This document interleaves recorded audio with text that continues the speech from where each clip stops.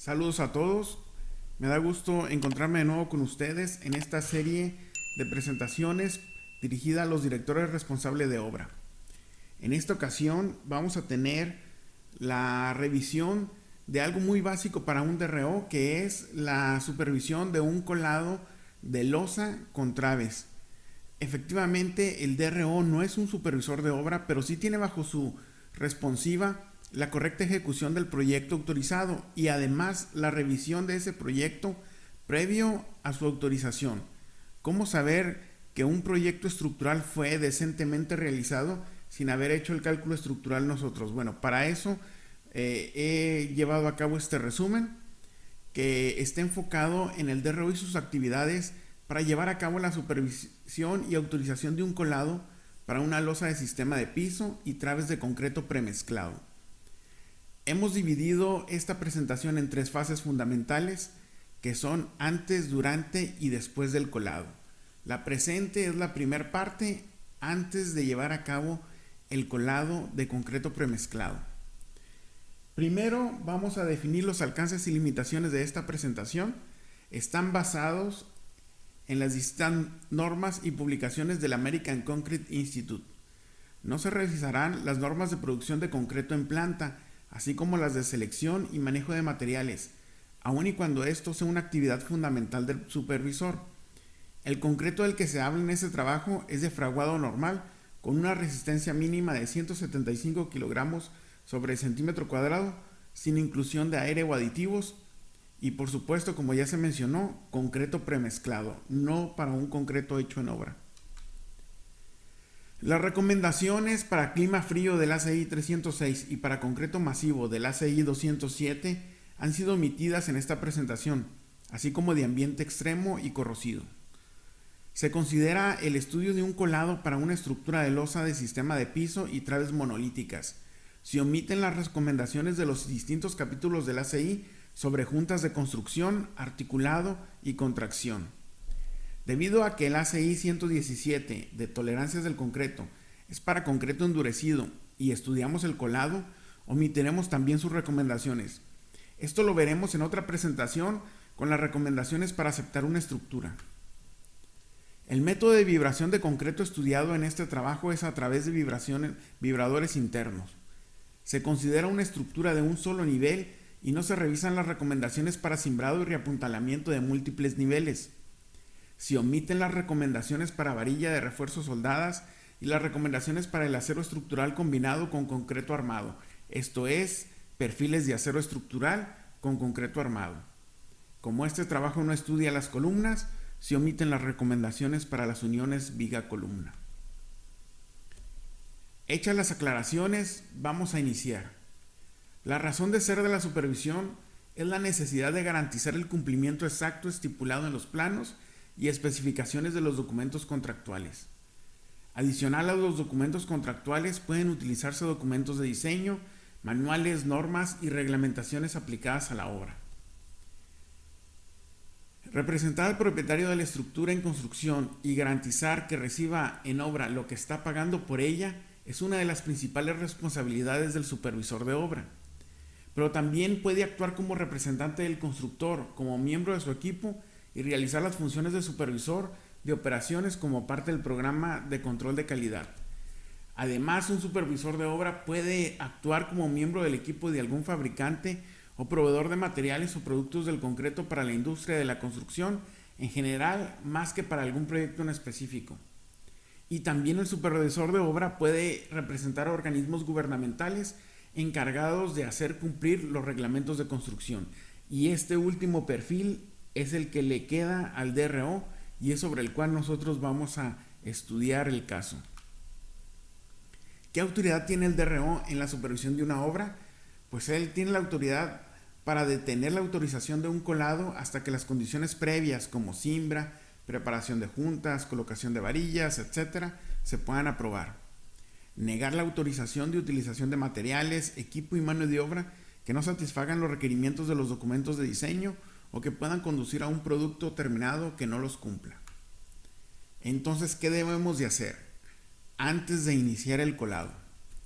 Tenemos que primero estudiar y revisar el proyecto en su totalidad, revisar el habilitado, colocamiento y aseguramiento de la cimbra, revisar el habilitado y colocamiento del acero de refuerzo, revisar todas las instalaciones ahogadas que van en los elementos de concreto, prevenir todo lo necesario para el colado y el curado del concreto y prevenir condiciones climáticas y tomar la decisión de autorizar o no el colado de concreto. ¿Cómo es esto? Vamos a revisar el proyecto. Pues tenemos que estudiar los planos, memorias, documentos de diseño y documentos contractuales. Tenemos que revisar todas las especificaciones de diseño, consultar la bibliografía correspondiente de acuerdo al proyecto que estamos llevando a cabo y consultar a los especialistas y a los equipos de trabajo relacionados con el proyecto. Muy importante siempre ir de la mano con los diseñadores para que los planos reflejen lo que ellos pensaron a la hora de proyectar esta edificación. Vamos iniciando después con la revisión de la cimbra. Se tiene que revisar tanto sea los plafones como los apuntalamientos previo al vaciado de concreto. Tenemos que tener previsto un carpintero durante el vaciado que revise el comportamiento de la cimbra. Para pisos y traves se recomienda como mínimo una contraflecha de 1/4 de pulgada por cada 10 pies, esto es 2 milímetros por metro.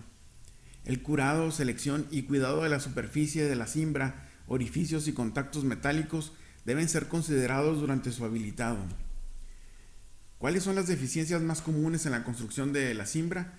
Tenemos como deficiencias más comunes las fallas al inspeccionar la cimbra, el clavado, atornillado o fijación insuficiente, refuerzos laterales inadecuados o insuficientes, fallas sin cumplir con las especificaciones del fabricante, fallas en la construcción del cimbrado de acuerdo con los planos de construcción, falta de personal calificado para realizar las inspecciones de campo, uso de maderas con nudos, los cuales disminuyen drásticamente la resistencia de los elementos, soldaduras inadecuadas de los componentes estructurales en caso de ser cimbra metálica.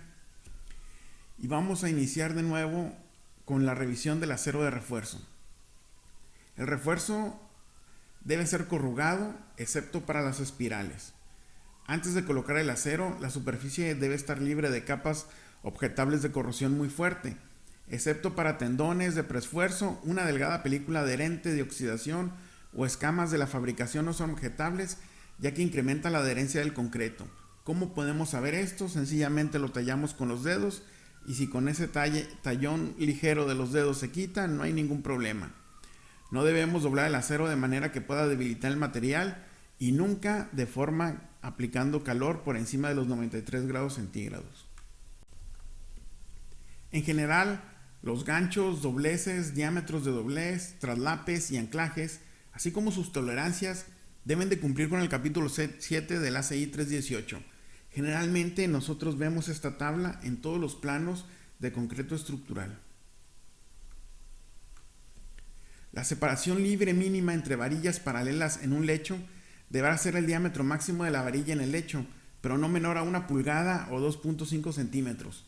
El tamaño máximo del agregado no deberá de exceder 3/4 partes de esta distancia. Es por eso que por lo general el tamaño máximo del agregado grueso en el concreto estructural que nosotros solicitamos, por lo menos siempre lo pedimos como 3/4 de pulgada. Cuando el refuerzo paralelo se coloque en 2 o más lechos, las varillas de las capas superiores se deben colocar directamente encima de las que están en las capas inferiores con una distancia libre entre ambas no menor a 1 pulgada o 2.5 centímetros, como lo podemos observar en la gráfica que se muestra. Los límites de la distancia libre entre varillas también se debe de aplicar a la distancia libre entre un traslape de contacto y los empalmes o varillas adyacentes. En muros y losas, exceptuando las losas nervadas, la separación del refuerzo principal a flexión no debe ser mayor de 3 veces el espesor del muro de la losa ni de 45 centímetros. Esta regla se aplica sobre todo en las losas de concreto macizo. Los grupos de varilla paralelas de refuerzo armado en paquetes que actúan como una unidad se debe limitar a 4 varillas para cada paquete. Los paquetes de varilla deben estar amarrados por estribos o anillos. En vigas, las varillas mayores del número 11 no se deben armar en paquetes. en elementos sujetos a flexión, cada una de las varillas de los paquetes que se cortan dentro del claro debe terminar en puntos distintos y separados a una distancia de por lo menos 40 veces su diámetro. Esto es, traslapar los traslapes de las varillas en los paquetes, valga la redundancia de la expresión. Un ejemplo claro lo podemos ver en la lámina que se muestra. El recubrimiento mínimo, de acuerdo a la CI, para losas, nervaduras y traves en condiciones secas, no deben de ser menores de 2 centímetros para varillas del número 11 y no deben de ser menores de 3.8 centímetros para varillas entre el 14 y el 18. Para losas, nervaduras y traves expuestas a intemperie, agua y suelo, varía a 3.8 centímetros para varillas número 5 y menores, y para varillas número 6 o superiores hasta el número 18 de 5 centímetros. Para condiciones no extremas, no sujetas a ambientes corrosivos, aplican estas reglas. Ya dijimos al inicio que no estamos viendo esos casos en esta presentación. El recubrimiento mínimo para los paquetes de varillas debe ser igual al del diámetro equivalente del paquete, pero no necesita ser mayor de 5 centímetros, excepto para el concreto colado en el terreno y permanentemente expuesto a él.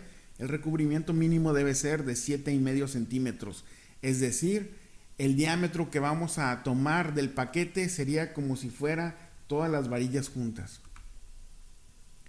Todas las varillas deben estar confinadas por medio de anillos o estribos laterales del número 3 por lo menos, para varillas longitudinales del número 10 o menores, para número 4 como mínimo, para las varillas longitudinales del número 11, 14 y 18 y paquetes longitudinales de varillas. Se pueden utilizar mallas soldadas de alambre o alambre corrugado de áreas equivalentes. Los estribos o anillos cerrados se deberán hacer de una sola pieza. En losas estructurales donde el acero de refuerzo por flexión sea en un sentido solamente, se debe proporcionar esfuerzo normal por flexión para resistir los esfuerzos por contracción y temperatura. Esta área de acero estará en relación del área total de la sección de concreto. Nunca debe ser menor de 0.0014 y en losas de varillas de grado 42 a 0.0018. Nunca se colocará este acero a una separación mayor a 5 veces el espesor de la losa ni de 45 centímetros. En sistemas de viga T, el ancho efectivo de la losa usada como patín de las viga T no debe exceder 1/4 de la longitud del claro de viga y el ancho efectivo del patín que sobresale a cada lado del alma no debe de exceder de 8 veces el peralte de losa y 1/2 de la distancia libre de la siguiente alma. Para vigas que tengan losa de un solo lado de ancho efectivo del patín emboladizo, no excederán de 1/2 de la longitud claro de viga, 6 veces el peralte de losa y 1/2 de la distancia libre de la siguiente alma. En vigas aisladas, el patín tendrá un peralte no menor de 1/2 del ancho de alma y un ancho efectivo no mayor de 4 veces el ancho del alma. Esas relaciones las podemos verificar en el gráfico que se muestra y básicamente si no se cumplen con estas geometrías, no se considera un sistema de viga T, sino por el contrario una nervadura. El ancho de las nervaduras no debe ser menor de 10 centímetros y el peralte no mayor de 3.5 veces su ancho mínimo. El espaciamiento libre entre nervaduras no debe exceder 75 centímetros. Si no se cumplen las limitaciones anteriores, entonces se diseñarán como losas y vigas. Cuando se empleen casetones con resistencia a la compresión y sean permanentes, se podrán incluir en los cálculos de resistencia para el esfuerzo cortante y el momento negativo. Además, el espesor de la losa sobre ellos, es decir, la capa de compresión, no será menor de 4 centímetros ni menor que un doceavo la distancia entre nervaduras. Cuando se utilicen casetones removibles, el espesor de la capa de compresión de la losa no deberá ser menor a 5 centímetros ni a un doceavo la distancia libre entre nervaduras. Es por eso que generalmente nos venden los casetones de 60 centímetros de distancia, porque el doceavo de esa longitud son los 5 centímetros de capa de compresión que generalmente utilizamos en las losas nervadas. Se deberá de suministrar en la losa acero de refuerzo perpendicular a las nervaduras, acorde a lo estudiado anteriormente, esto es, el acero por temperatura.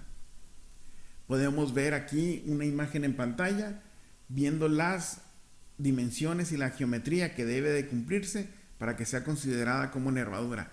Muy importante, el arranque de casetón nunca debe ser menor a 10 centímetros o una nervadura de temperatura. Para los elementos ahogados, antes del vaciado del concreto se deberán fijar firmemente en su posición todos los pernos de anclaje, insertos, mangas para tubos, conductos, alumbrado, botaaguas, marcos de tapas, instrumentos, accesorios y o equipo mecánico necesario. Metales ahogados distintos al acero de refuerzo pueden generar acción galvánica y corrosión.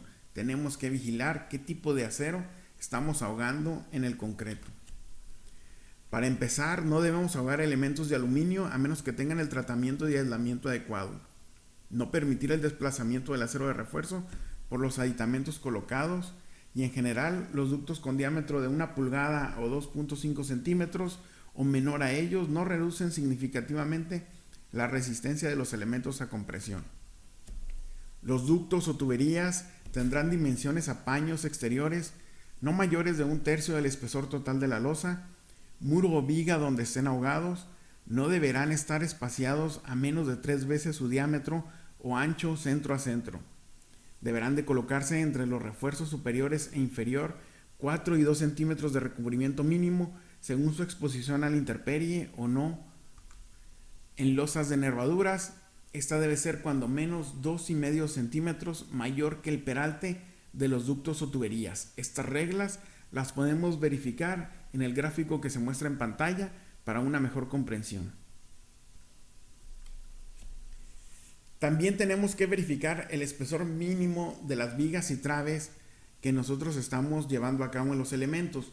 Para eso recomiendo la tabla 9.5a de la CI 318 y es muy sencillo verificar el peralte mínimo. Ojo que esta tabla nos dice que no se considera las deflexiones, a menos que uno calcule las deflexiones por separado, podrán tener dimensiones menores.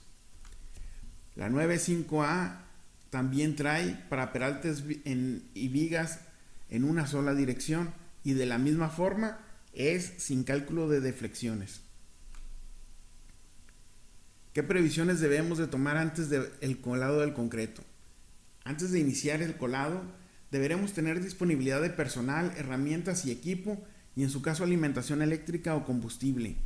Se deberá tener definido el método de curado del concreto y contar con todos los insumos de obra.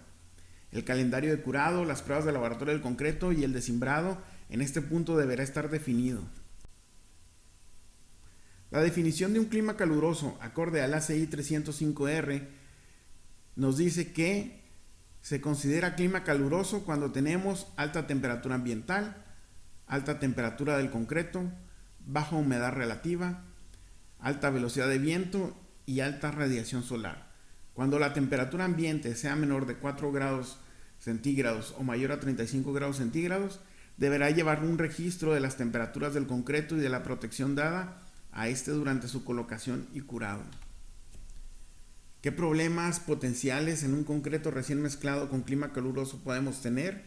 Bueno, podemos tener mayor avidez de agua, mayor rapidez de pérdida de revenimiento, mayor rapidez de fraguado y mayor tendencia al agrietamiento por contracción plástica, mayor dificultad para controlar la cantidad del contenido de aire incluido y bueno, eso nos genera grietas en el concreto que nosotros no queremos tener. Para eso, cuando la rapidez de evaporación se espera que alcance 1 kilogramo por metro cuadrado por hora, se deberán tomar las protecciones adicionales. Para ello, el ACI nos proporciona una tabla de verificación. Nosotros entramos por la parte superior del cuadrante superior izquierdo con la temperatura ambiente en grados centígrados, es esta tabla. Bajamos hasta la humedad relativa que tenemos en el ambiente y chocamos con la gráfica de temperatura del concreto. Con eso nos bajamos hasta la velocidad del viento y entonces sabemos si estamos por encima o por debajo de ese umbral. En caso de tener el resultado por encima del umbral, bueno, tendremos que tener consideraciones especiales para disminuir la posibilidad de agrietamiento, como cuáles tendremos que humedecer la subrasante, moldes y cimbras, humedecer los agregados si están secos y son absorbentes, levantar rompevientos para reducir la velocidad de viento, levantar toldos para reducir la temperatura, disminuir la temperatura del concreto fresco usando agregados y agua de mezcla fríos, evitar el exceso del calentamiento del concreto fresco, proteger el concreto con cubiertas mojadas temporalmente cuando se produzcan retrasos apreciables entre el colado y el acabado, reducir el tiempo entre el colado y el principio de curado, mejorando los procedimientos de construcción, proteger el concreto durante las primeras horas después del colado y acabado. Bueno, una vez verificado todos los aspectos relacionados con el proyecto, corresponde al supervisor autorizar el vaciado del concreto. Deberá dejarse constancia de tal decisión en la bitácora de obra y o demás documentos contractuales de la obra como minutas de reunión, correos electrónicos, reportes de obra, etc. Hasta aquí llegamos con el fin de la primera parte. La segunda parte será las previsiones durante el colado de concreto. En la descripción del video les dejo todas las referencias sobre lo que aquí se está hablando. Y bueno, me resta más que agradecerles a todos ustedes por haber llegado hasta esta parte del video. Los invitamos a suscribirse a nuestro canal, compartir el video y visitar nuestro blog. Muchas gracias. Nos vemos en la segunda parte.